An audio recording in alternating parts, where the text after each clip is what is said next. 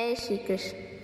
आज के इस डिजिटल वक्त में अगर आप सही समय पर वक्त के साथ नहीं चलोगे तो समझ लेना कि आपको अपनी सफलता प्राप्त करने में अभी और भी वक्त लगेगा।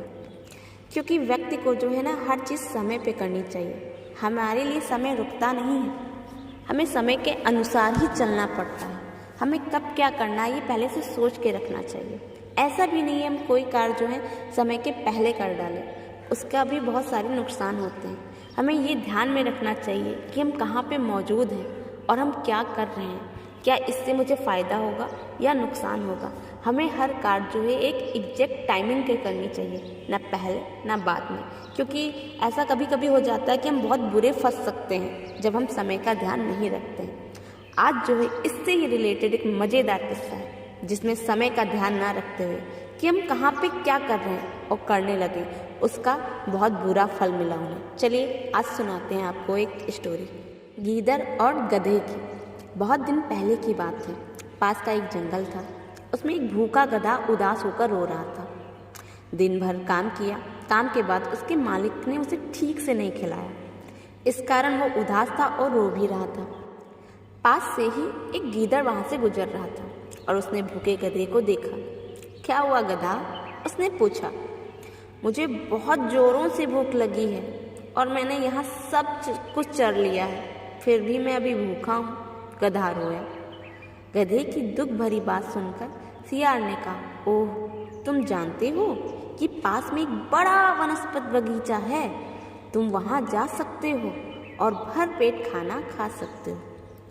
कृपया मुझे वहाँ ले चलो, गधे ने कहा। ऐसा सुनकर गीदड़ ने गधे को उस बगीचे की तक ले जाना चाहा और कहा, चलो चलते हैं। एक बार सब्जी के बगीचे में वे लोग पहुंच गए।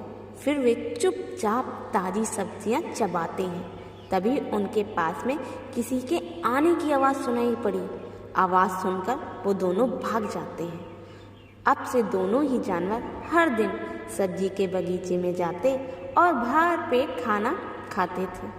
लेकिन एक दिन उनकी किस्मत खराब थी।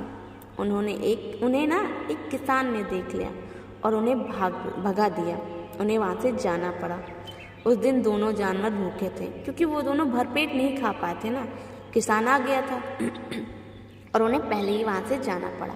जैसे ही रात हुई, गीदड़ ने सुझाव दिया कि वे वापस सब्जी के बगीचे में चले जाएं ताकि उन्हें फिर से पेट भर खाने को मिले। अंधेरा हो गया था। सोचा था कि किसान जा चुका होगा, अब हम लोग आराम से भरपेट खा सकते हैं क्योंकि भूख बहुत लगी थी। रात होने पर गधा और गीदड़ चुपचाप बगीचे में घुस गए और फिर भरपेट खाने लगे। खाते वक्त गधे के मन में कुछ सूझा और उसने कहा, ओह, इतना स्वादिष्ट खीरे और चांद को देखो, हाय, यह इतना सुंदर है कि मैं गाना गाना चाहता हूँ। ऐसा सुनते ही गीदड़ ने कहा, अभी नहीं, तुम यहाँ नहीं गा सकते, लेकिन मैं चाहता हूँ, गधे ने गुस्से में कहा। गीदड़ ने उसे बहुत समझाया, अरे कहाँ हो तुम, ये क्या कर रहे हो? किसान उसकी बात सुनेगा और उनके पकड़े जाने का डर भी है। जब गधे ने उनकी बात नहीं मानी तो वहाँ से चला गया। सोचा कि मैं क्यों पीटूं, तुम ही पीटो। ना अपने साथी की बात माननी चाहिए। गीदड़ ने जो कुछ भी कहा, गधे को उसकी बात माननी चाहिए थी क्योंकि वो जगह जो थी वो ठीक नहीं थी। अगर वो गाता तो पकड़े जाते तो फिर सोचो क्या होता। लेकिन उसने उसकी एक नहीं मानी। उसने उसे बहुत समझाया कि भाई यहाँ नहीं, अभी बाहर चलेंगे, खूब गा लेना। लेकिन गधा हो कहाँ मानने वाला। उसने कहा, मेरा मन हो रहा है। तो उसने कहा, ठीक है, भुगतो। गधे ने आह भरी और गाना शुरू कर दिया। थोड़ी ही दूरी पर किसान और उसके परिवार के लोग वहाँ रहते थे। उन्होंने गधे की आवाज़ सुनी, उसके रेंगने की, फिर लाठी लेकर गधे की ओर दौड़े। गधे को पीट पीट कर जल्द ही बगीचे से बाहर खदेड़ दिया। ओह ओह ओह, गधे को बहुत मारा, उसे बहुत दर्द हुआ। गधे रेंगता हुआ वहाँ से वापस चला गया और वो गीदड़ के पास आ गया और उसने सारी घटना का वर्णन कहा। गीदड़ ने कहा, मैंने तो तुमसे पहले ही कहा था, तुमने तो मेरी बात मानी ही नहीं थी। अगर तुम मेरी बात मान लेते तो तुम्हारे साथ ऐसा नहीं होता। लेकिन गधा, बात कहाँ उसने सुनी और अंत में उसको इतनी पिटाई का सामना करना पड़ा। गिद्दड़ ने कहा, तुम्हें तब तक गाना नहीं गाना चाहिए था जब तक हम गाने के लिए बगीचे से बाहर नहीं आ गए होते, लेकिन तुम तो बिल्कुल भी नहीं सुन रहे थे, जिससे आगे चलकर तुम्हें मार भी खानी पड़ी। चलो, तुम्हें आराम की ज़रूरत है। ऐसी गलती कभी मत करना लाइफ में। ऐसा कहने के बाद गिद्दड़ वहाँ से चला गया। कहते हैं ना, जब हम बिना कुछ सोचे समझे कुछ भी करने लगते हैं अपने मन के हिसाब से, ये सोचकर कि मेरा मन कर रहा है तो मैं अभी करूँगा, तो उसके परिणाम हमें बहुत घातक सिद्ध हो सकते हैं।